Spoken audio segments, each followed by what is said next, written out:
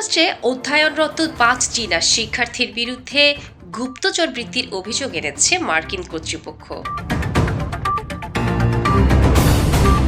অভিযোগ অনুযায়ী তারা মিশিগানের একটি গুরুত্বপূর্ণ সামরিক কেন্দ্রের আশেপাশে সন্দেহজনকভাবে ঘোরাফেরা করছিল এবং তাদের বিরুদ্ধে তদন্তকারীদের বিভ্রান্ত করা ও প্রমাণ মুছে ফেলার অভিযোগ রয়েছে।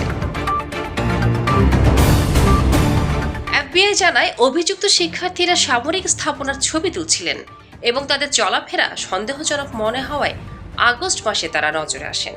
প্রথমে নিজেদের সাংবাদিক হিসেবে পরিচয় দিলেও পরে তদন্তে তাদের ভিন্ন উদ্দেশ্য প্রকাশ পায়।